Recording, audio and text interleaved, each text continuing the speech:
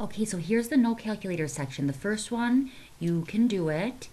The second one, it's to solve this problem, you have to take the derivative of h because you want h prime of 1. So we'll take the derivative of h of x together. So h of x is equal to this. So h prime of x is equal to, you've got to use product rule or the multiplication rule. And you don't have to set up the brackets. Okay, so e to the x, g of x, e to the x, g of x. Okay, so if you want to use the brackets, the originals go in there. And then you take the derivative of the ones with the primes on them. So the derivative of that is just that, times g of x, plus e to the x just comes down. The derivative of g of x is g prime of x, okay? And then the last thing that I'm going to say to you is that this here is the function value of g, and then this here is the slope of the tangent line, all right, at whatever value. And then that's all that I'll say about that. Okay, next, this one here. Now, I usually use W. Now, all right, well, let me first let you write it down. So here's the example to help you with number 3. So write this down. I usually use W's. Like this is, okay, so the first clue that x is the input variable is that they're saying the derivative with respect to x. Okay, so whatever variable you have in the denominator with Leibniz notation, that's the input variable. That's what's called the independent variable.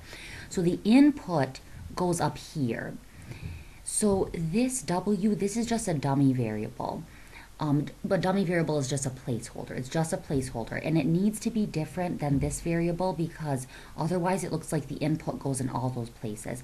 Now, I usually use W because W is so rare that I feel like it helps people to remember that you need to change it, but they usually use T, which they do in this example. Okay, so anyway, you need the derivative of this.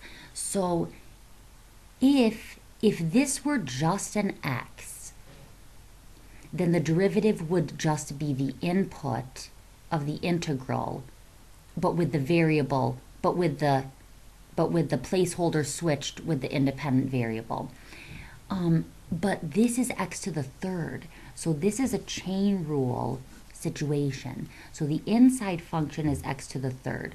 The outside function, and I know this is kind of confusing, but it's 5 to the blank, and then e to the w squared plus 5 dw. Okay, so the derivative of the inside function is 3x squared. The derivative of the outside function is you cancel the integral stuff and you just get e to the blank squared plus 5. All right, so you switch what was the dummy variable, you put the upper limit in for it. Okay, but then what goes back in the blank is what used to be there before, so this is x to the third. So this ends up being 3x squared e x to the 6th plus 5. Number four. But this one you could absolutely do. You might, I mean, when I say you can do it, you might have to think about it, but I just mean like you absolutely can do it. So this, you need to know something called the mean value theorem, which we still need to learn. I promise I'll get that going. My plan is this weekend to write stuff for it. I just need to do a better job than I have in the past. So this sixth one, you need to know this formula, because if you, this is called the inverse derivative formula. And you want to use it if you need the derivative of an inverse function. All right, so you need that formula, and then I'll also say something else. All right, so they're giving you that on f, there's this 0.01, okay? So that means that on F inverse, there's got to be the 0.10, all right? And remember that F inverse is actually G, okay? So on G, there is the 0.10, and then that's what I'll say about that. For this one, see your salmon packet part 2, number 1. Okay, for this one, we will do this problem together. Okay, so this part of the problem. Okay, so part of this larger problem. Okay, so I'm giving you this differential equation. It's called the differential equation because it involves a derivative, the derivative of y with respect to x. So we'll find the general solution together. The general solution is the one with c. We'll find that together. You will need to use the initial condition to find the particular solution. That's where you solve for c. All right, so we're going to find the general solution together. So whenever you are solving a differential equation, the first thing that you've got to do is separate the variables. So you've got to get the y's on the left and the x's on the right. And guys, I didn't see this right away. It wasn't until I looked at some of your papers that I saw it. I had a moment where I forgot how to do something like this. But you can separate this. So e to the y plus x, this is e to the y times e to the x. Okay? And now you could separate the variables. So I'm going to divide both sides by e to the y, and then I'm going to multiply d of x over to the other side. So you end up with 1 over e to the y dy equals e to the x dx. Okay, and if this was a free response problem, they would give you, I think, 1 point here for separating the variables. They might want to see these, but I think you'd get 1 point for that. And then you go like this, put the integral signs to take the antiderivative. But then you look at this and you're like, what is the antiderivative of 1 over e to the y? Maybe you think to yourself, well, I'll try to use f prime over f. So if you let f equal e to the y, then f prime is e to the y. So that doesn't work. So guys, it's what you've got to do is you've got to negate this exponent so that it is e to the negative y dy equals e to the x dx. Okay, now this is in your flashcards, but the antiderivative of e to the negative y is negative e to the negative y equals antiderivative of e to the x is e to the x plus c. Okay, now we're not actually done, because with solving a differential equation, they almost always want you to solve for y. I would always just solve for y to be safe. It seems to me like more than not, that's what they want. Okay.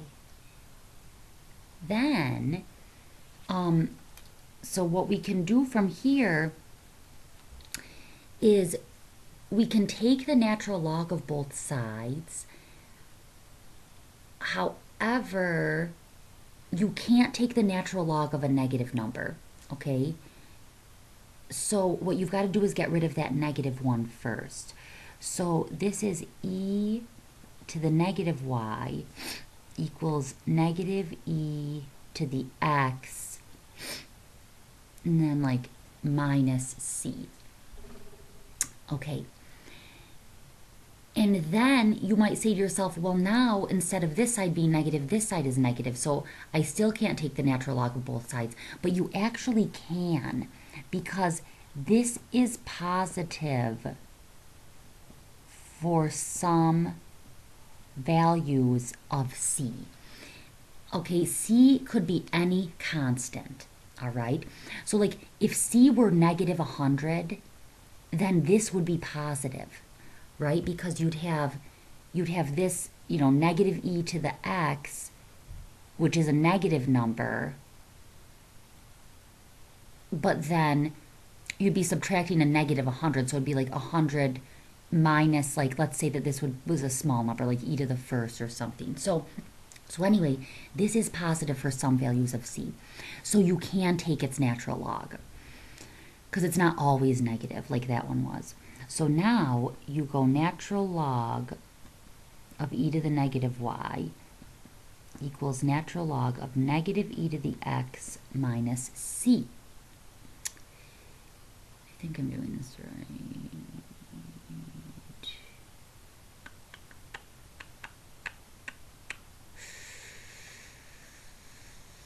I think I'm doing it right. And the reason I think I might not be doing it right is because of this negative. I'm pretty sure it's right. I hope so. Okay. Yeah, I'm sure it is. Okay. Then, yeah. So then this comes out front.